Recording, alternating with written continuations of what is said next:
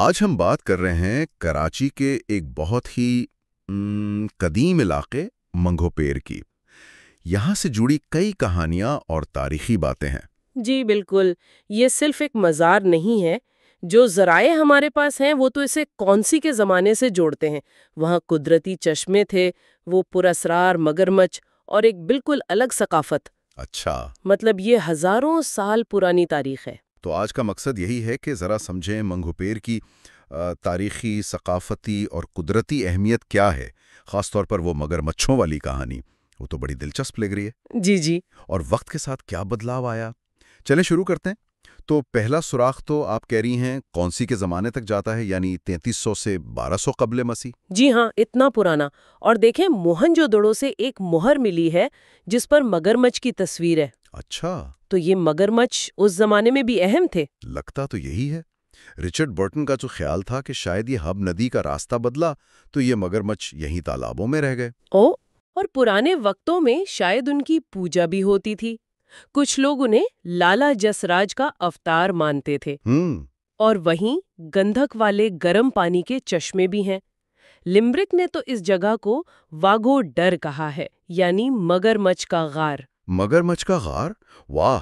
اور اسی جگہ پھر وہ صوفی بزرگ حاجی منگھا، جنہیں پیر منگو بھی کہتے ہیں، وہ آئے 13ویں صدی میں۔ جی، کمال الدین نام بھی تھا ان کا۔ ایک روایت یہ بھی ہے جو کافی مشہور ہے کہ وہ پہلے ڈاکو تھے۔ اچھا، ہاں، پھر بابا فرید گنج شکر کی صحبت ملی تو صوفی بن گئے۔ یہ تو بڑی تبدیلی ہے۔ بالکل، اور اس جگہ کی تاریخی اہمیت کا اندازہ اس بات سے بھی ہوتا ہے کہ میر علی شیر کانے ٹھٹوی نے سن 1767 میں اپنی کتاب تحفہ الکرام میں اس کا ذکر کیا ہے۔ اچھا، انہوں نے کیا لکھا؟ انہوں نے مزار اور مگرمچھوں کے تالاب دونوں کا ذکر کیا ہے اور ایک خاص رسم بھی بتائی ہے، مور مگرمچھ کی۔ مور یعنی سردار مگرمچھ؟ جی بالکل، اسے نذرانہ پیش کیا جاتا تھا۔ گوشت دیتے، اگر وہ کھا لیتا تو سمجھتے تھے منت پوری ہو گئی۔ یعنی 18ویں صدی میں بھی یہ رسم چل رہی تھی۔ کمال ہے۔ اچھا، ایک اور ذکر ملتا ہے تھامس کارلیس کا 1838 میں۔ وہ تو بہت حیران کن باتیں بتاتا ہے۔ ہاں، کارلس نے بھی لکھا ہے گرم چشموں کے بارے میں کہ پانی بہت گرم تھا، کوئی 133 فارنہائٹ، تقریباً 56 ڈگری سیلسیس۔ جی، اور کھجوروں کے جھنڈ تھے۔ لیکن سب سے عجیب بات جو اس نے لکھی وہ یہ کہ مقامی لوگ، عورتیں، بچے تک مگرمچھوں سے بالکل نہیں ڈرتے تھے۔ ہیں؟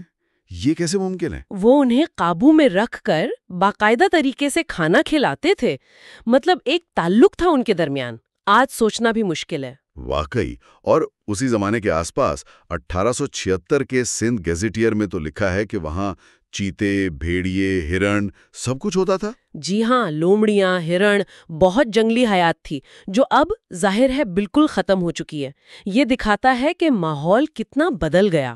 اور اسی ماحول میں وہ مشہور شیدی میلہ بھی ہوتا تھا، جسے لال شاہ کا میلہ بھی کہتے ہیں۔ یہ شامل ہوتے تھے اور ایک خاص رسم تھی ٹکو۔ ٹکو؟ وہ کیا تھی؟ اس میں کالے بکرے کی قربانی ہوتی تھی، پھر مور مگرمچھ کو تالاب سے نکال کر گوشت کھلاتے تھے، اس کے سر پر خون اور سندور بھی لگاتے تھے۔ اوہ! اور اگر مور نے گوشت کھا لیا تو بس قبولیت کی نشانی تھی۔ یہ میلہ صرف رسم نہیں تھا، یہ شیدی برادری کے لیے اپنی افریقی جڑوں سے جڑنے کا، اپنی ثقافت کو زندہ رکھنے کا ایک طریقہ تھا۔ وہ مگرمان بجاتے تھے، یعنی ڈھول، اور رقص کرتے تھے۔ ایک پوری دنیا تھی وہاں، لیکن پھر سب بدل گیا۔ ہاں، وقت کے ساتھ ساتھ وہ چشمے خشک ہو گئے، جنگل کٹ گئے، کراچی شہر کو پانی اور لکڑی چاہیے تھی۔ اور وہ جنگلی جانور؟ وہ سب ختم ہو گئے، یہاں تک کہ وہ پرانی قبریں ہیں نا، سما دور کی، کوئی 500 سال پرانی، جی جی، وہ بھی اب بس خستہ حال ہے۔ ایک تصویر ہے 1900 کی، اس میں علاقہ ہرا بھرا لگتا ہے۔ اور آج تو بالکل مختلف منظر ہے۔ وہ مگرمچھ اب ایک چھوٹے سے تالاب میں ہیں، جالی لگی ہوئی ہے چاروں طرف۔ قید ہے مطلب؟ یوں ہی سمجھ لیں۔ آس پاس بازار بن گئے ہیں۔ ترقی نے، آپ کہہ لیں، قدیم آثار کو بہت نقصان پہنچایا ہے۔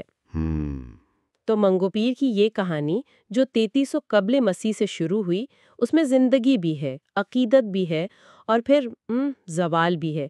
یہ ایک قدیم تہذیبی مرکز تھا، صوفی آستانہ بھی، مقدس جانوروں کی جگہ بھی، اور شیدی ثقافت کا گڑھ بھی۔ لیکن پھر انسانوں کی آبادی بڑھی، ترقی ہوئی، اور اس نے قدرتی ماحول اور تاریخی ورثے دونوں کو بہت نقصان پہنچایا۔ جی بالکل۔